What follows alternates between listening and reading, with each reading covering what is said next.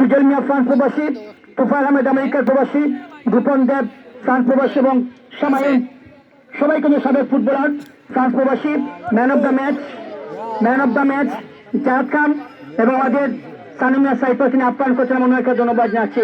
Score line যা ছিল তাই চেষ্টা করছে, কিন্তু গোল করার জন্য দুটি দল। নুনু ফুটবল একাডেমি লাল জার্সি পরে খেলছে, তারা 0।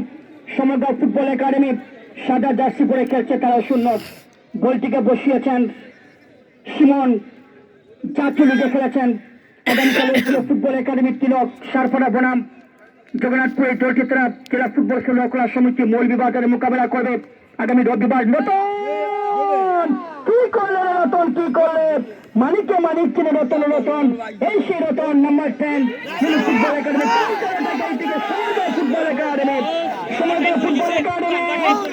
সেখানে কিন্তু বল পেয়েছিলেন জনপ্রিয় ফুটবলার সেই ছায়া, কিন্তু ঠিক মতো বলেন যোগান দিতে পারেননি।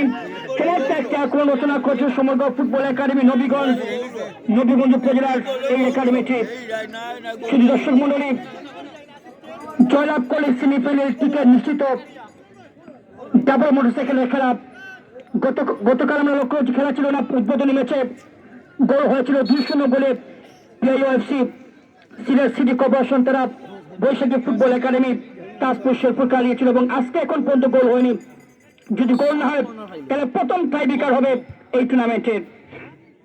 ডেঞ্জার জোনে রয়েছে সিমন, তাকে দিবেন, সেখানে বুসা বলটিকে ক্লিয়ার করেছে রতন, এখন তার নিয়ন্ত্রণে বল আছে।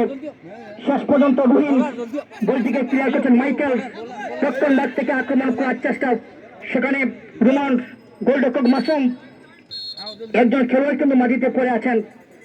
আমরা আবার জানাচ্ছি আমাদের স্বেচ্ছাসেবক যারা রয়েছেন, যাদের গোলের কার্ড রয়েছে, খেলোয়াড়ের পরিবর্তন ম্যাচ রেফারির দৃষ্টি আকর্ষণ। 20 নম্বর জার্সি মধ্যে খেলোয়াড় নাসির মাঠে বাইরে চলে আসবে। সমগ্র ফুটবল একাডেমির তাদের খেলোয়াড়ের পরিবর্তন হবে। নাসির নাম্বার 20 তিনি মাঠে বাইরে চলে আসবেন সমগ্র ফুটবল একাডেমির, তার পরিবর্তে মাঠে প্রবেশ করবে জাকারিয়া। সমগ্র ফুটবল একাডেমি তারা সাদা জার্সি পরে খেলছে, নাসির মাঠে বাইরে চলে আসবে। আমি আবার জানাচ্ছি প্রিয় দর্শক, আবারও শেষ মুহূর্তে ম্যাচ, খেলায় যদি কোনো ফলাফল না হয় সরাসরি টাইব্রেকার হবে। কোন দর্শক আপনারা মাঠে প্রবেশ করবেন না, আমি আপনাদেরকে বিনীতভাবে অনুরোধ জানাচ্ছি। মামুন ভাইকে আবার জানাচ্ছি বিভিন্ন তথ্য নিয়ে আসার জন্য। ধন্যবাদ আলী দাদা। আমাদের খেলার শেষ প্রান্তে চলে এসেছি। কাজী সৌরভ, জয়নাল, সোহান, কাজী জিলু, আমাদের সাইদ, পরিচালনা কমিটি যারা রয়েছেন, রতিন, আপনাদেরকে দৃষ্টি আকর্ষণ করে বলছি, আমাদের স্বেচ্ছাসেবী যারা রয়েছেন দয়া করে তাদেরকে লাইন আপ করে দেন। ইতিমধ্যে অল্প কিছুদিনের মধ্যে খেলা শেষ হবে, দয়া করে তাদের লাইন আপ করে দেন এবং বুঝিয়ে সবাইকে একটু আমাদের বর্ডারের বাইরে রাখবেন। ধন্যবাদ।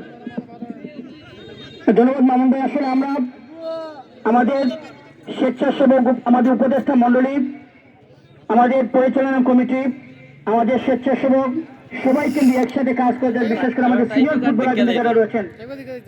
ফুটবলার যারা রয়েছেন তারা কিন্তু দিক নির্দেশনা দিচ্ছেন আমাদের যারা স্বেচ্ছাসেবক কোথায় তারা পরিচালনা করবেন। আমরা ধন্যবাদ জানাচ্ছি সবাইকে যারা রয়েছেন এখানে। আমাদের সিনিয়র ফুটবলার যারা দলিল ভাই, দলিল, জোনাল আবেদিন, কামাল ভাই, সামায়ুন, এরপর আমাদের পিন্টু ভাই, এরপর আমাদের এখানে সুধাংশু বাবু, আমাদের বাহুদ্দিন ভাই, আমাদের অনেক সিনিয়র ফুটবলার রয়েছেন। যদি কারো নাম্বার পড়ে যায় আমাদের জুনিয়রদের মধ্যে যারা রয়েছেন, কাজী সোহাগ, ধন্যবাদ, এবং কাজী সৌরভ সারও যারা রয়েছেন, আমরা সবাইকে পর্যায়ক্রমে সবাইকে আমরা ধন্যবাদ জানাচ্ছি যারা প্রত্যেকটি দিন আজকে নিয়ে দুদিন কিন্তু এই মাঠে টুর্নামেন্টের সফলতার জন্য তারা একদম সঠিক সময় তারা কিন্তু মাঠে চলে এসে মাঠ পরিষ্কার সব অক্লান্ত পরিশ্রম করে যাচ্ছেন, আমরা তাদেরকে ধন্যবাদ জানাচ্ছি। যেটি আমরা লক্ষ্য করলাম শেষের দিকে ম্যাচ যে কোনো মুহূর্তে শেষ বাঁশি বাজতে পারে, আর কোথায় কোথায় খেলা রয়েছে সেই তথ্য আমরা আপনাদেরকে জানিয়ে দেব। আমরা আপনাদেরকে জানিয়ে দিচ্ছি যে সাদিপুর গ্রামের প্রবাসীদের উদ্যোগে ডাবল মোটরসাইকেলের খেলায় এই টুর্নামেন্টের আগামীকালের যে ফুটবল একাডেমি তিলক সারপাড়া জগন্নাথপুর